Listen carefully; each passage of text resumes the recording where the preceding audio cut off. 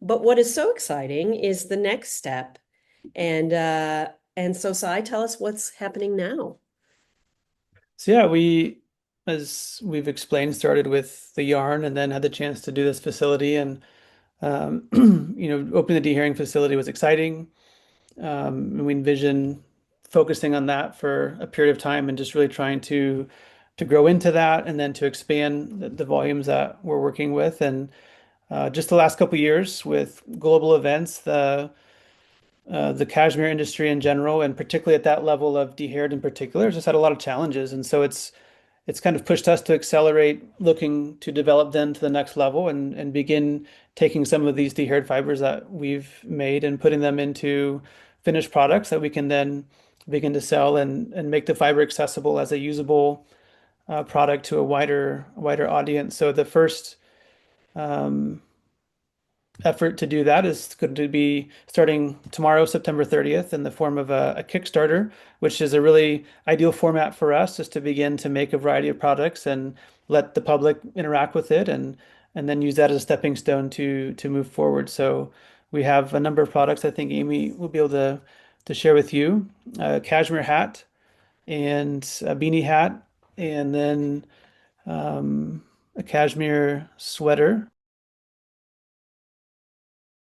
Sai, tell us what you send to the mill that tends to be different for the knitter and now this particular garment line.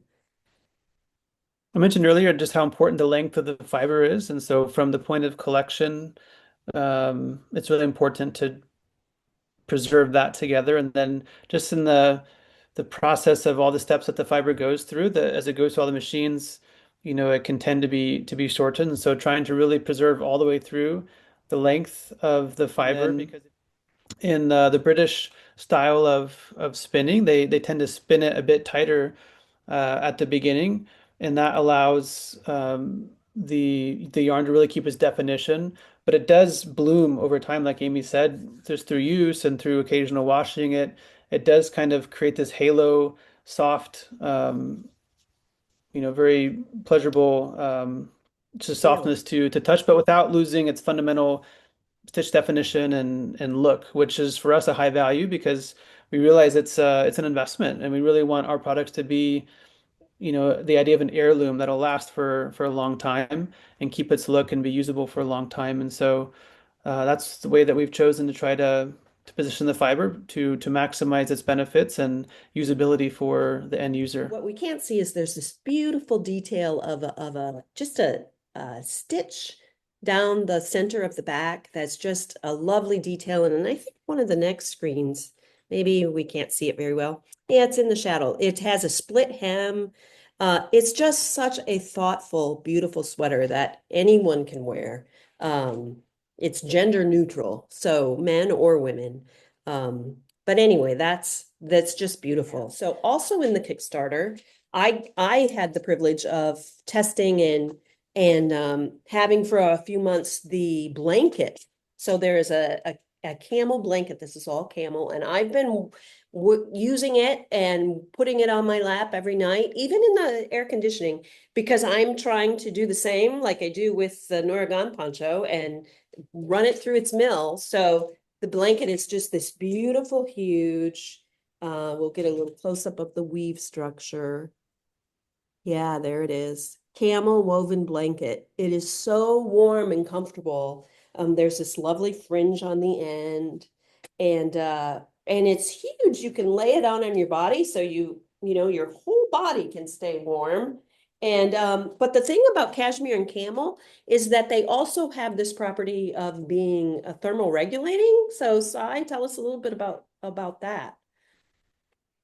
Well, I mentioned earlier, but it's particularly with the camel, how they exist in continental climates where it's very hot and very cold.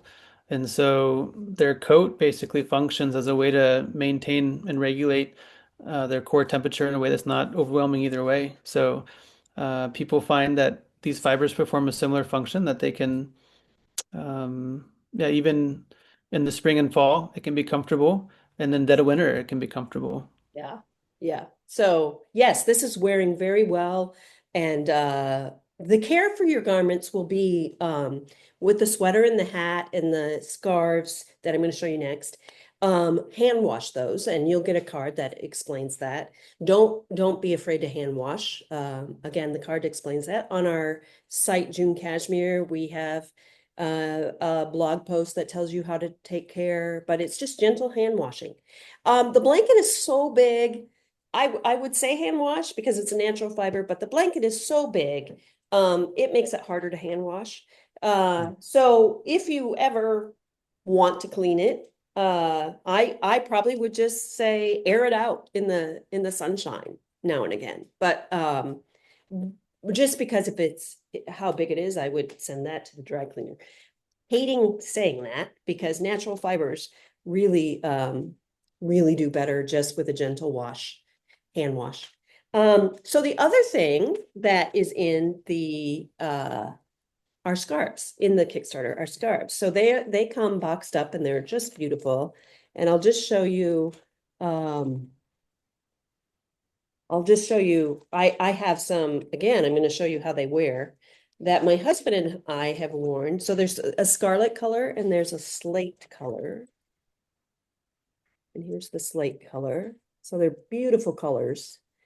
So we've had these for a couple of years, and I knocked them off the table, sorry, when I was playing with the blanket. But okay, my husband and I have worn these for several years, and I just took them when I store these things in the summer when we're not wearing them. I store them in a like a cotton bag that zips up, so I don't want creatures to get them, like the moths or anything. So I do protect them that way, and I would recommend that for your cashmere items that you wear, the hat or the sweater, store them that way in the winter. But yeah, I've washed this a few times. It obviously was folded up. I just grabbed it out of my zip cotton bag in my closet. Um, it looks like it did, other than the wrinkles, when we bought them. And we have worn these and worn these and worn these. And I will tell you, my husband and I love to wear these around the house, even in the winter, because having that fiber, that cashmere fiber, or the camel in the blanket, that thermal regulating component plus the warmth, it's like we are so much more comfortable. We have a 1930 house, so it's leaky, and so it can get chilly. And we are just so comfortable when we wear these. But yeah, I mean, it look other than like I say, I didn't iron it. I wanted you to see how well they wear. So these truly are garments that last, and I'm really excited about this next step.